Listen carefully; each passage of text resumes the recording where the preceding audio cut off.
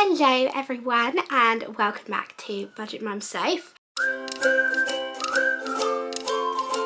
Today we are going to be talking about Frugal Feb, which is a challenge I'm running throughout February. I'm just recovering from COVID, so I might have to cough and my voice sounds a bit funny. Just ignore that. But I wanted to film this video obviously before February comes around. If you don't know, we did No Spend January. There were thousands of us taking part in it. I have a Facebook group and obviously my Instagram and everything, and No Spend January has been a success. I do it every year. It's hard, don't get me wrong, I'm so ready to go and spend. I want to get myself in the charity shops, but we did it, we managed, we got through it. So that's No Spend Jan, where you don't spend at all on essential things. And lots of people were asking, especially my mother, for another challenge in February. And I'm not going to do these every month, but the only one I might do is Make Money May or Side Hustle September or something along those lines. But we are going to do Frugal Feb, because I think if you go from no spend to suddenly spending, it can maybe get a bit out of hand. So it's just nice for those, if you didn't do No Spend Jan, maybe that was a bit too difficult, come and join Frugal Feb and save some money, reset your finances, all that kind of thing. Frugal February, obviously February, I think it's a leap year this year, so it's 29 days and we are doing 14 no spend days. When I say no spend, I don't mean things like bills, food shopping, all of that, because they're unavoidable. You can't not spend on those things. You have to live. You know, if you just decide not to pay your rent, you're going to get kicked out. These are non-essential spends, so things like takeaways, coffees, and whatever. And 14 days no spend might sound really easy, but actually it's not, because you don't think about it. And I think I didn't realise we were doing this so much. And I'm budget, my whole social media is around budgeting, and I didn't even realise I was doing this. But even going on a dog walk and grabbing a coffee or a drink, or just ordering something off Vinted, they were non-essential spends that I was doing all the time. I mean, if I look back, I was probably spending every single day, which is ridiculous and not necessary.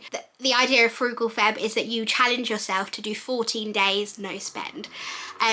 So I'm going to share kind of some tips. Also, you can download, I'll leave a link below, you can download my tracker so you can track your no spend days. Here are my top tips for Frugal Feb. First of all, plan in advance, not down to a T. You don't have to plan every single day. You can if you want, I'm not.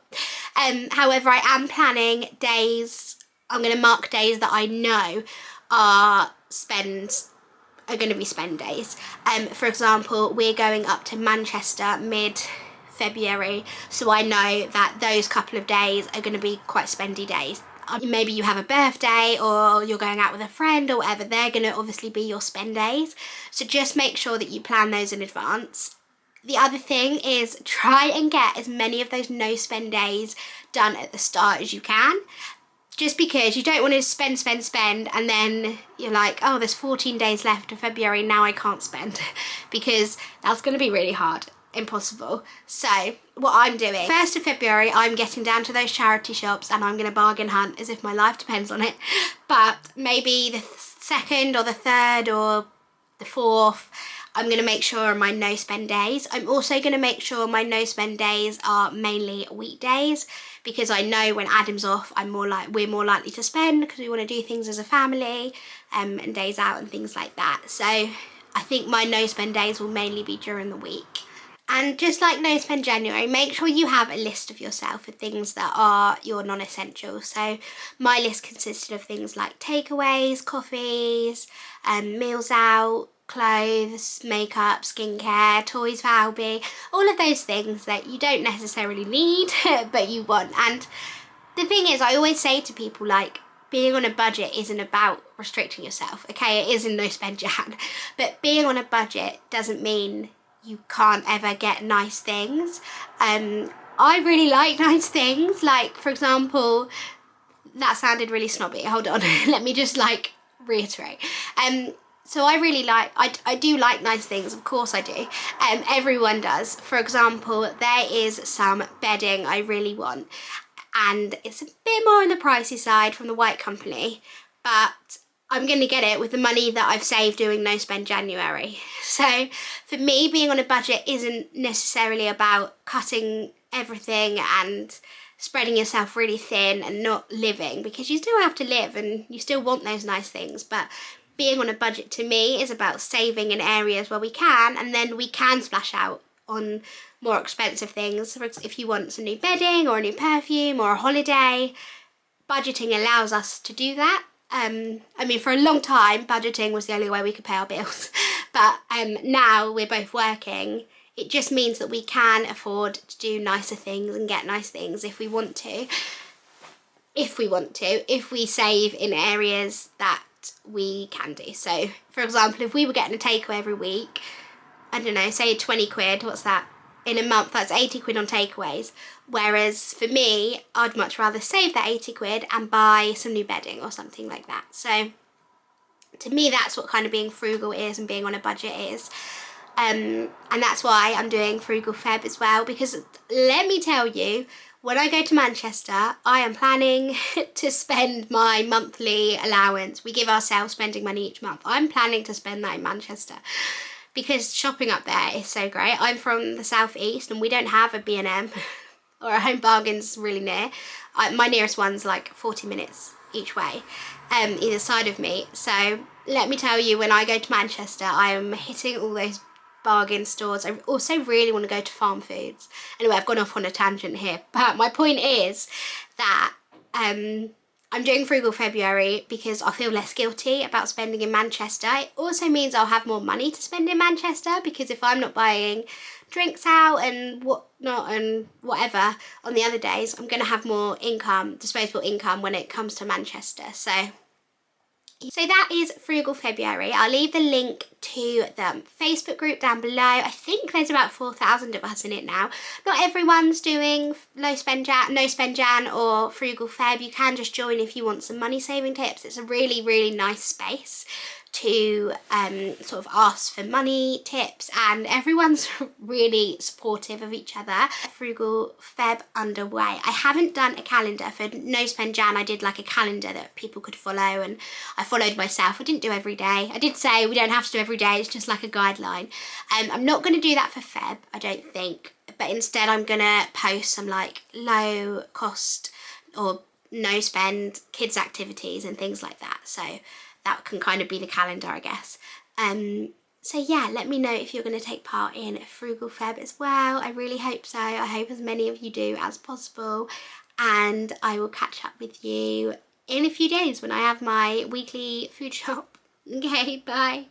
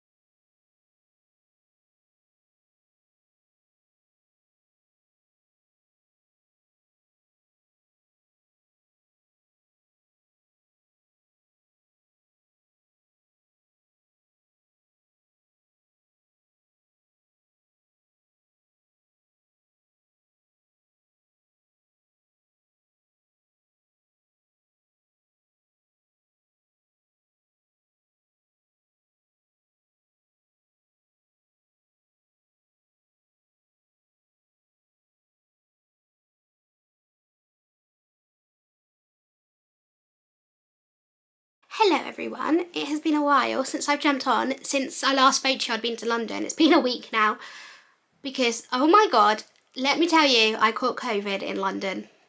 It's been awful. I've had a week from hell. You can probably hear it in my voice, but I'm definitely on the up now. The weekend was the worst for me. I literally was just laying on my stomach so I could breathe. It was awful. My taste went, my smell went, my smell's still gone. I can smell a tiny bit, like if I put it really close to my nose, I can smell it's starting to come back, but yeah, it's not there at all still. But obviously I had COVID, then Albie caught it, now Adam's caught it, and they're both really poorly as well. They are downstairs laying on the sofa. I think they were asleep last time I checked. So I'm on the up, but I'm playing nurse because they are not on the up. As you can see, I've got so many like empty water bottles there where I was just like living in bed for the last week and like trying to drink as much as possible to clear it. So yeah, I thought I'd just do a little catch up. Obviously we went to London for the Asda event, which was amazing. I had the best time. You'll see from all the footage. I had a hot stone massage, which probably just before I got COVID was like the best possible thing I could have got, because my muscles, like a few days later, not because of the massage, my muscles were aching because of COVID. Would have been a lot worse, let me tell you, had I not have had that massage. So I had a lovely time with my cousin in London and we looked around, we did some window shopping and things like that. So it was really, really lovely. It was really nice as well, like not to have children around me, and I feel really guilty saying that, but as you can see, like Albie's pillow's there. I always have Albie with me. He's like my little shadow, and I think because I had him during COVID, and I was talking to this to my cousin because she's got a baby as well, and she, like, we were just talking about the difference, and she obviously left him for the day. Obviously she missed him, but I was saying I can't like get over it because I couldn't leave Albie because I was so scared to. When he was, I remember he was like 8 months old and I didn't want to leave him. But I think that's because I had him during COVID. We were in lockdown until he was, however, I don't even know. We were in lockdown and then we went into lockdown again. So for a long time. And because I didn't have to leave him, I didn't leave him. And I've not really had to leave him since because we were in lockdown. And yeah, so I still find it quite hard to leave him sometimes actually. And he's nearly 4. But I think because of those, because he was literally born right during COVID, so because those first few months / year really was very lockdowny and just us 2 or us 3 with Adam as well, yeah, sometimes it's very hard to leave him, but it was really nice to have grown-up time, and I'm definitely going to make it more of a priority. I messaged my friend, it's just been her birthday, and I said, oh, should we go for a grown-up meal out? Because yes, I have a nearly 4-year-old. I can go out for a meal with a friend. So, yeah, that's one positive thing that London has definitely shown me, is that I can, that like the world doesn't, you know, break down if I leave the house, you know, everyone can cope, everything's fine.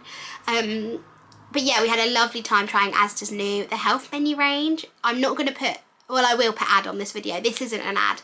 This is, I am doing an ad for them on Instagram and TikTok, but not on YouTube. So this isn't sponsored or anything, but it was really nice actually. I'm actually going to order some bits in my food shop, definitely. And we got a goodie bag and Stanley started helping himself. Obviously we came in, I got in late, so I just put the goodie bag down. And then the next morning I heard some rustling and Stanley was in the goodie bag trying to break open all the food, so cheers Stan. Oh, and I got some really nice slippers from George as well. And I was so weird, before we were window shopping and I was like, oh, I found some really nice slippers in Gap and I was like, oh, I really want them.